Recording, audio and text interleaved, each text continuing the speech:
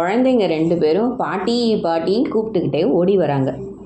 பாட்டியும் சமையல் ரூம்லேருந்து எட்டி பார்த்து, என்னடா கண்ணுங்களா அப்படின்னு கேட்குறாங்க.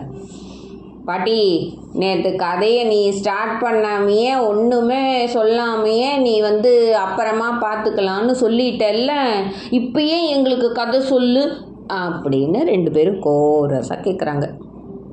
பாட்டி சொல்கிறாங்க, கதையை நான் இப்போ சொல்ல ஆரம்பித்தா அப்புறம் மீதி வீட்டு வேலையெல்லாம் யார் செய்வாங்க?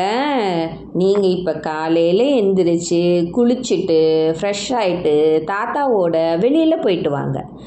மத்தியானம் நம்ம லஞ்ச் எல்லாம் முடிச்சுட்டு ஈவினிங் டைமில் நான் கதை சொல்லட்டுமா அப்படின்னு பாட்டி கேட்குறாங்க. சரி பாட்டி, நாங்கள் தாத்தாவோட வெளியில் போயிட்டு வரோம், நம்ம ஈவினிங் டைமில் நீ எங்களுக்கு கதை சொல்லுங்கள் அப்படின்னு பசங்க சொல்லிவிட்டு குளிச்சுட்டு தாத்தாவோட வெளியில் போயிட்டு வந்து லஞ்ச் முடிக்கிறாங்க. அதுக்கப்புறம் பாட்டிக்கிட்ட கதை கேட்க உட்காடுறாங்க. பாட்டி, நான் நேற்று எதில் நிறுத்தினேன்னு சொல்ல அப்படின்னு பாட்டி கேட்குறாங்க. திலீபன்னு ஒரு பேரை சொன்னதோட நிறுத்திட்ட பாட்டி, அதுக்கப்புறம்தான் நீ கதை சொல்லணும் அப்படின்னு தாரிகா சொல்கிறான். திலீபன் தான் இந்த ரகுவம்சத்தோட முதல் ராஜா அப்படின்னு பாட்டி சொல்கிறாங்க. முதல் ராஜாவா? பாட்டி, நீ என்ன சொன்ன? ராமர் சூரிய குலத்தை செலக்ட் பண்ணாருன்னு சொன்ன.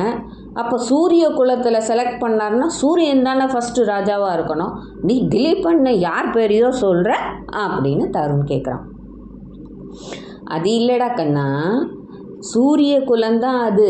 சூரியனுடைய பரம்பரையில் வந்த அரசர்கள் தான் அவங்க. ஆனால் இந்த கதையை எழுதினார் இல்லையா, யார் அது சொல்லுங்க பார்ப்போம். ஏதோ பேர் சொன்னீங்களே, காளிதாசர். அந்த காளிதாசர் இந்த ரகுவம்சத்தோட கதையை திலீபன் அப்படிங்கிற ராஜா கிட்ட இருந்து தான் ஆரம்பிக்கிறார். சரியா? அதனால தான் நானும் திலீபன்கிற பேரை சொன்னேன். அவர் எதில் ஆரம்பிக்கிறாரோ அதில் தானேப்பா நான் கதை சொல்ல முடியும். ஓ சரி சரி பாட்டி, அப்படின்னா இந்த கதையில் வர ஃபஸ்ட்டு ராஜா பேர் திலீபனா அப்படின்னு சொல்லி தருண் கேட்குறான். ஆமாம்ப்பா, அவர் பேர் தான் திலீபன். அவர் ரொம்ப அருமையான ராஜா.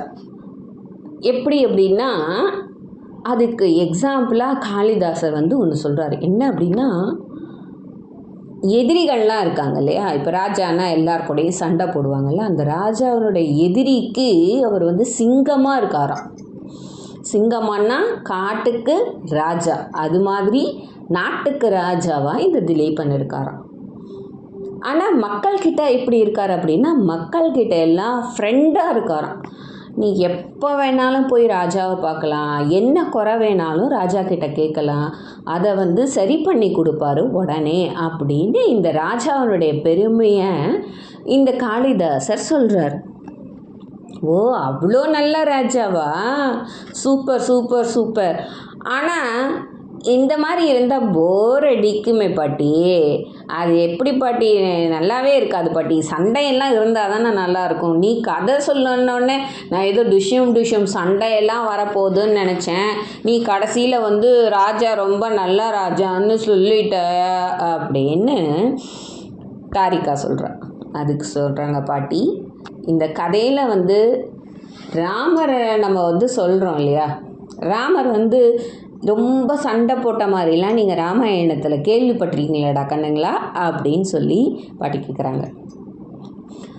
இல்லை பாட்டி, ஏதோ 1-2 சண்டை தான் நாங்கள் கேள்விப்பட்டிருக்கோம். கடைசியாக ராவணனோட சண்டை போட்டது தான் பெரிய சண்டை. அதுக்கு முன்னாடியெல்லாம் ஒன்றும் பெருசாக தெரியலை. அதே மாதிரி தான்டா கண்ணா, எல்லா ராஜாக்களும் அதே மாதிரி தான் இருப்பாங்க இல்லையா.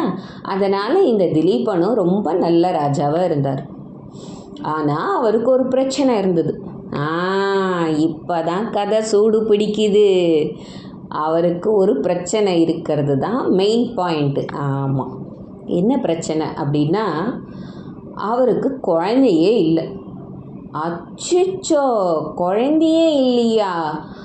ஆனால் ராஜா இப்போ அவருக்கு குழந்தையே இல்லைன்னா ராமரே வந்திருக்க மாட்டாரே. அப்போ அவருக்கு குழந்தை இருந்திருக்கணும். அந்த குழந்தை வர்றதுக்கு என்ன பண்ணாருன்னா நீ சொல்ல போகிற அதானே அப்படின்னு சொல்லி தருண் சொல்கிறான். சூப்பராக கண்டுபிடிக்கிறீங்கடா கண்ணுங்கடா, இந்த காலத்து குழந்தைங்களுக்கெல்லாம் ரொம்ப அறிவு ஜாஸ்தியாக இருக்குது. ஆமாம், அவருக்கு இருந்த பிரச்சனையை அவர் எப்படி சரி பண்ணாருங்கிறது தான் நம்ம சொல்ல போகிறோம். சரி, இன்னைக்கு இந்த கதையை இப்போ முடிச்சுக்கலாம். நம்ம நாளைக்கு இந்த கதையை கண்டினியூ பண்ணலாமா அப்படின்னு பாட்டி கேட்குறாங்க. பசங்களும் ஓகே பாட்டி, நாளைக்கு பார்த்துக்கலாம் அப்படின்னு சொல்லிட்டு அவங்க நைட்டு டின்னர்லாம் சாப்பிட்டுட்டு தூங்க போயிடுறாங்க. நாமளும் இந்த கதையை இதோடு முடிக்கலாம். திலீபனுக்கு வந்த பிரச்சனை என்ன, அதை எப்படி அவன் சால்வ் பண்ணாங்கிறத அடுத்தடுத்த எபிசோடில் பார்க்கலாம். நன்றி, வணக்கம்.